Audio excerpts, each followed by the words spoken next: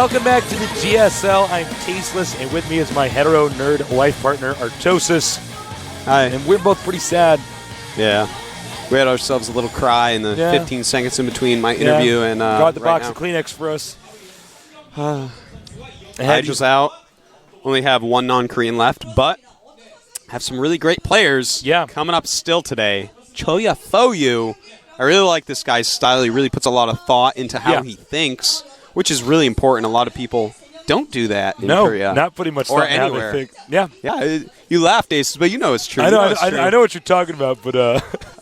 the way that came out was kind of funny. He's going to be going up against Czech Prime, who is one of the hardest working human beings on this planet. No kidding. This guy can grind. Czech Prime, actually, if there was a player we could call old school in StarCraft 2 already, it would be him. He's been playing since day one of the beta. All the Koreans know he is. He was a Warcraft 3 competitive player. And kind he's of played, overshadowed by Moon and others, but he may have played the most games in the world. I think so. Legit games. I don't mean those guys that are actually spamming wins in 4 versus 4 arranged teams. I'm talking Czech has actually played so many games and tries so hard. Yeah. And this is why we keep on seeing him deep into the GSL. Really hard worker. But so is Choya Foyu. Choya Foyu. Even though his name is kind of funny when I say it. Choya Foyu, it's kind of a funny little sounding name. Choya is actually a very serious threat to Czech Prime right now. The team Foyu dominating here at the tournament thus far. In case you're wondering why, what is that, a hacky sack in his hand? No, it's actually a heating pad for his hands. The Foyu coach makes each of the players warm their hands up before they play. Smart. It's really smart. You actually can't play with cold hands. The map lineup will be Steppes of War, Delta Quadrant, and Zelnaga Caverns. All right, well, Czech is not going to be happy with those maps. No kidding.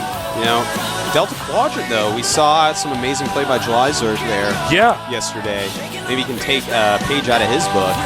It can be pretty hard in the early game to defend attacks on that map, as it is quite close and whatnot. Steppes of War, we've been over it like a trillion times. Seems like every Zerg has had Steppes of War. It's the Steppes of War is the Trail of Tears for our Zerg players. But then, of course, we're finishing up on Zelnaga Caverns. Should be a very interesting match, because I think, Czech is a player that he's going to be calm. He doesn't care about the maps. He doesn't care about the matchup. Doesn't care who he's playing against. This guy is a Warcraft 3 legend. He's a great player. He has so much experience that he's just going to play very well no matter what. Choya Foyu, on the other hand, he even said, I sit there, I mutter to myself to keep myself de-stressed. He's really looking into how to get a better mindset, because he defeats himself a lot of the times by getting nervous. And nerves can play a big role in tournament matches. So there's even more than your actual game knowledge. Absolutely. Yeah. A lot of people say, in an actual tournament match, whoever makes the least mistakes will win, not whoever plays better. I think that's a very fair statement. Again, some of you guys might not recognize Czech Prime, but that's probably because he was just overshadowed by Korean pros like Lin and Moon. This guy is indeed a Warcraft 3 legend, though. Yeah. And frankly, he's probably, at least in the Korean scene out here, for our GSL, probably the best player to come to StarCraft 2. From Warcraft 3. Yeah. I would say unequivocally yes to that. He's been, I think, by far the most successful out of all the Warcraft 3 players. He hasn't made it as far as some random ones. Well, Macca Prime, you can actually make a really good case for Macca Prime. Actually, no, that's true. I forgot about that. A good case. I was thinking, not next live forever. But Macca Prime wasn't exactly a pro at War 3. Yeah, no, he wasn't. He was just a competitive War 3 player. So we're still safe saying that. All right. The countdown started. Get ready.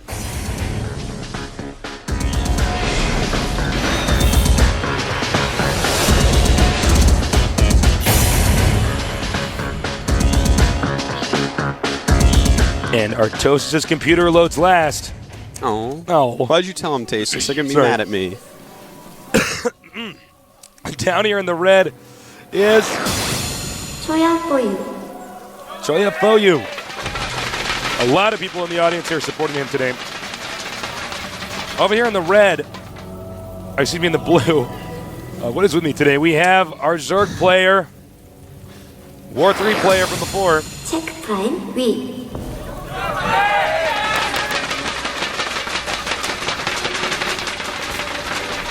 There he is. Stone-faced killer. Looks like Protoss is going to go for one base versus two base play. We know that basically by the location of the pylon. Oh, absolutely. If it's not in front of your natural, you're going to go up and make at least some tech buildings. Because you can't really defend a Nexus if this is up there. Now, Zergs in general do not like Steps of War, even though we saw E.G. Idrid win on that map, which doesn't make any sense still. We don't see Zerg players generally do well on this map because your expansion base that the Zerg's going to take, it's right here. That's so close to the starting location of the other player. Yeah, that's quite true. It's hard to maneuver around a whole lot on the map.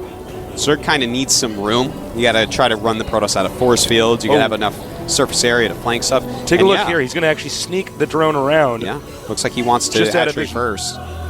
Now, hatchery first on this map can be quite dangerous. We've seen it before where when Sen played, if the Protoss goes down, sees hatchery first, he can actually add a forge right now, chrono boost out some Zealots, and the odds of Czech Prime living through that, if executed correctly, is very... And, in fact, that's what's going to happen, Tasteless. Uh-oh.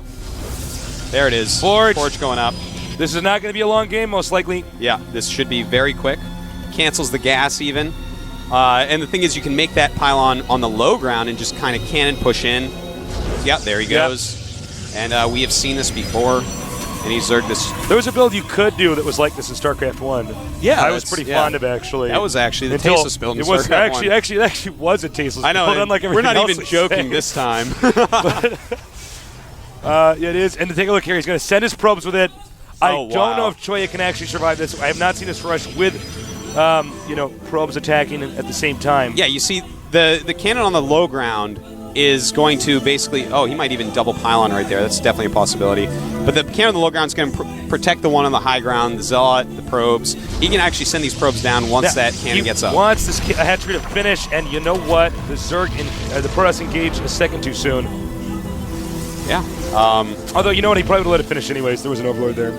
I take it back. Well, check. He's had to cancel. He's a little bit behind right now. But Choya sending his probes back. That was actually a really good decision by Czech. There was just no way that was going to live.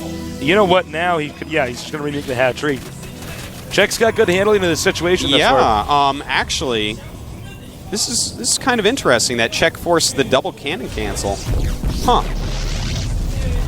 I'm just trying to think about the different possibilities. If he had let the cannons go up and just kind of cannon the bottom of Czech's ramp, could have been a good move. But also what he's done here has been fine as well. When I did this build in StarCraft 1, I actually always tried to make the pylon as close to the ramp as possible without it being spotted. So if they did cancel, I could put the Zealots here at the ramp and then block it with a cannon. And then I just go back to my base and attack while the Zerg struggles to get an expansion. That's right. That's right. I remember watching many a Tasteless game where Corsairs were popped out after that build. Yeah. Anyways, back to StarCraft 2. Yep, on to StarCraft 2. We have a couple of Zealots pressuring against these few Zerglings. It's going to force Czech into making more and more Zerglings to hold it. And Czech throwing up a Roach Warren pretty quickly there. Roach is so good against Zealots. Yeah, but Zealots so good against Zerglings. That's why both Queens of Czech are daintily making their way down. Queens. They move like they have arthritis when they're not on creep. Yeah. It's hard being a Queen, Tasteless. It's tough. Watching your little babies die. Queen of England is probably watching GSL right now. She's like, LOL, no, it's not. Being Queen so easy. There's going to be a 4-gate timing attack here. You play more Zerg than me, Artos. I'm not actually sure. How effective could this be? Because Czech Prime did get the second hatchery up later. Well, here is the whole thing about it. This is actually a very specific time rush. Notice there's no gas. Yeah, we saw this yesterday. It's going to be very Zealot and Stalker heavy, probably no sentries. And Czech is being smart, though. He is making that spine crawler. The thing is, he's going to take a look at his unit count. He's going to try to sack an Overlord to see what he can't find. And losing that Overlord is actually going to set him even further behind. Oh, my. Yeah, he's going to see a third. Well, you see the fourth. If he sees the fourth, he can absolutely confirm what's going on. He sees all 4 gates. You know, it was good that he got to see that, but this is going to be scary for Czech. Notice he's already throwing up more spine crawlers. He needs to slow him down with these speedlings. Yeah. That is absolutely critical. Do we ever see 1 sentry with this build? Occasionally people reinforce with a couple sentries just to do funny stuff, but normally you do not see sentries. Nice job there, keeping the Zergling alive.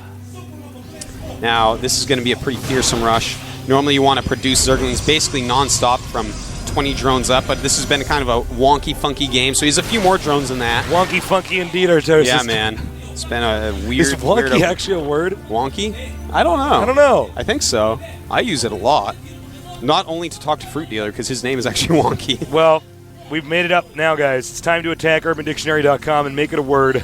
Well, actually, this is a word I heard like a long time ago back in New Hampshire, so I don't know. It might That's just enough, be like Artosis. New There's Hampshire no more speak. time. All right. The battle's going to begin. No, let's talk about that a little bit more. Notice he does have a bunch of spine crawlers. That's going to help quite a bit, and that's actually a nice move right there. He does have roaches smart as well to stop the Zerglings.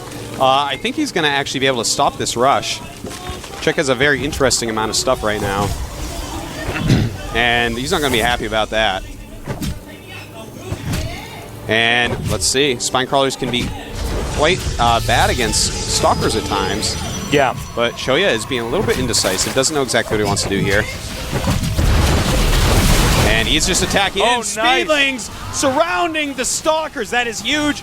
And basically Choya is attacking everything with the wrong unit. Yeah. He's attacking the roaches with the there zealots. it is, GG. Attacking, Damn, Czech just engaged perfectly. Choya, that was almost like a blind attack move. Like, he's just like, okay, let's see if I can kill him. You need to hit the Zerglings with the Zealots. Oh, little guy. Oh, you all right, buddy? And you need to hit the Roaches with the Stalkers, but there was also 3 Spine Crawlers. Not sure it was even the right choice to attack there, let alone the Micro, which was non-existent. I think it was a pretty wonky decision. It was a wonky decision, if not funky. For him to wonky do that. is like a little bit off or something. It's kind of like wonky, you know. Wonky it's like you have a table that's like wiggling a little bit. Candy bar that probably wouldn't taste very good, or maybe like a. I swear this is a word sounds like where a brand of taffy or something. What is a word now? Well, I thought it was a word before. Korean viewers, you have a new word, wonky. That game was wonky. You mean Fruit Dealer? That's Fruit Dealer's first name is Wonky. Yeah. But that's not where I got it from. So you know what? It could be kind of like a fruity game. Yeah. It could. What if it is a word? What if I am? I don't know. It's at least a word in New Hampshire. But you know, it worked in that situation. I dig it. All right. Cool. Thank you. That was good. That was good. The game's going to start. Czech played that pretty well. Will Choya try to do something similar? Or will he go up for more standard play? We're going to find out here. Get ready.